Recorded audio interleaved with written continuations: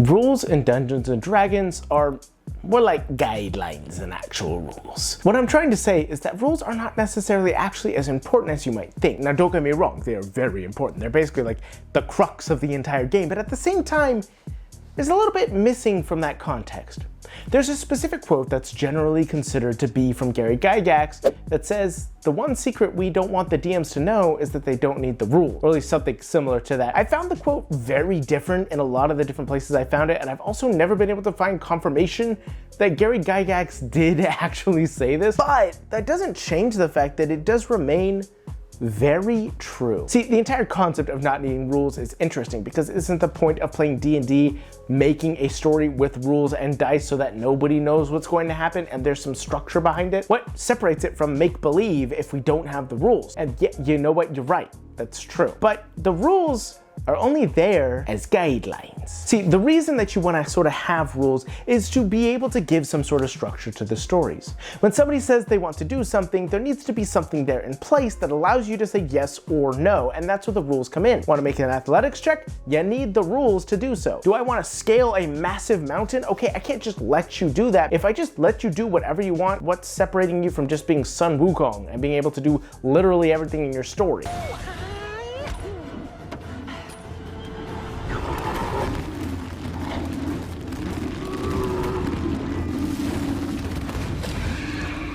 So there needs to be something there in place to allow the players to actually feel like there is some sort of control or some sort of challenge for them to overcome. Basically, the rules are there to add conflict. If you could just do whatever you want, there's no conflict. But the moment that you have to roll a dice and rely on the rules in order to achieve things, now there's conflict, now there's excitement, now there's stakes. So why am I sitting here and saying all that while still implying that the rules don't need to be there? Well, I do think that the rules are there for a reason, but I think the reason is they're there to be broken. Now, there's a few different ways you can go about this concept. The first is to allow the players to break the rules, which I am saying right now as a seasoned dungeon master to every dungeon master, seasoned or not, don't let the players constantly break the rules. For the love of God, you will lose all control of everything that is going on and everything will fall apart around you and you will forever, ever, ever wish you had never watched my channel in the first place and never listened to a single thing I say again. Basically what I'm saying is if something goes wrong, don't blame me for it. I gave you a very clear warning there. However, what I am trying to tell you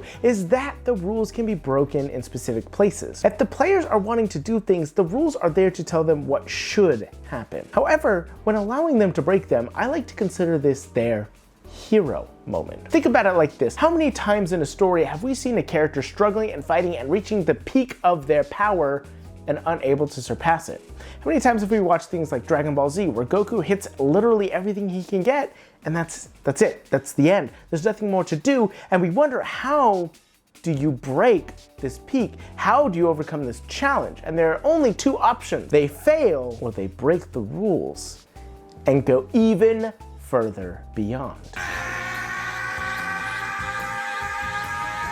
Now, this is a very fun concept and very exciting to do, but there's a few different things I'm sure everybody in the comments has already thought of. One, we've seen Goku break his limits over and over and over again. He's gained a new transformation every single time. It stops being exciting, it starts being expected and boring. And that's a really legitimate criticism. I love Dragon Ball Z, but yeah, no, that happens a lot. So how do you do that? You only let it happen once or twice. And I will get into specific examples of what breaking rules actually looks like, but the idea of breaking rules really does rely on this only being a once or twice really monumentous, exciting thing to occur. Something like allowing them to truly dive into their mechanics and find a way to surpass it, such as allowing a fighter to take an extra action surge. No, you should not let the fighter do that all the time. Only having one action surge or two or however many they have access to at this level is a part of the core balance of the game. To allow them to just take action surges whenever they want is very dangerous, breaks the game, and makes everybody else feel really underpowered and unappreciated. However, to allow them to do it in a moment of strategic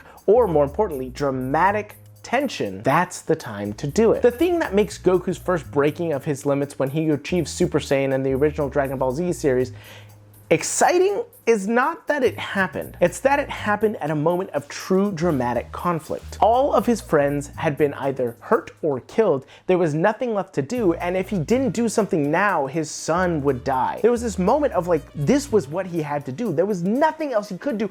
He had to surpass his limit. Now, one of the important things that I would make sure happens is whenever you allow your players to break the rules, make certain that when they do so, it can only happen because of a dramatic weight. There needs to be something that's going to offset this. Whether it is by allowing them to action surge, you're going to set their AC to 0 for the rest of the round because they are recklessly leaving everything out there, or whether you are making it a little bit more dramatic in weight, such as by action surging, they may end up harming one of their teammates. Something along those lines makes these moments feel more weighty and also lets the players know, I'm not just gonna let you break the rules all the time, buddy. It ain't gonna work that way. But at the same time, players aren't the only ones who get to break the rules.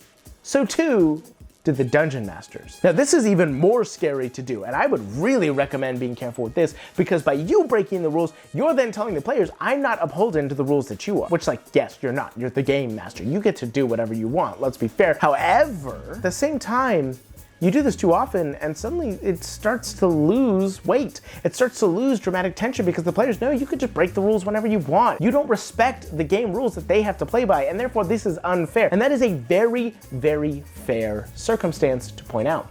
So how do you do it? Well, I ran a boss battle pretty recently in one of my campaigns in which the boss basically separated them all into different dimensions. Suddenly they were all alone in a room with him, and they all got to have their attacks free on him. Almost every single one of them hit all of their attacks, all of their spells, everything went through. But at the end of that initiative count, the enemy had not acted once. I then looked at everybody at the table and said, now it's his turn. And he got a full round against every single player character all by himself, doing just his thing. This essentially meant that he got to have 7 attacks in a row, 7 turns in a row, hitting individually each and every person. Was this rule breaking? Yes, 100%. So why did it work? Well, one, I had been playing up how powerful this enemy was, how he was achieving powers none of them could ever understand, but at the same time, it was also the only time I did it. I let them know that this powerful enemy was coming, they were going to have to face him, and then he did something they never could have expected, because only he could do it. Many times by breaking the rules, expanding outside of the box that you are playing in, lets the players know that this is a monumentous occasion, but it should only be done very sparingly. This wasn't just an enemy they were fighting, it was their benefactor, somebody who had been with them up to the beginning of the campaign, and somebody who had direct dramatic ties to many of their backstories. He was a big, bad, evil guy. And so, by breaking the rules with him, it felt dramatically earned. And that's really the thing that it comes down to. When breaking the rules, the only thing you have to consider is when is it going to be dramatically earned. That is a very important part of any story. Figuring out the stakes, figuring out the dramatic weight, figuring out when it's going to be important, that's what you need to do. And by doing that, you're allowing everybody at the table to know when something's important. When the rules get broken, that means that this is important. This is a moment to focus on. It communicates the clear story to everybody else. And I really think that is an important part of TTRPGs in general. As a game master, we need to be able to communicate the important dramatic weight of what's happening. Otherwise, what are they going to know? How are they going to act? Do they know what's going on? And I really think that is a crucial moment that creates a lot of levity, weight. It can basically control everything that happens. And I think it is really important and something that every game master should focus on at some point so that they can run the best game possible. So go into the world and play your role. And don't forget, run the world. What is my outro? How does my outro go? I've been going back to the old outro recently. Go out into the world, you beautiful bastards. Professional YouTuber, everybody.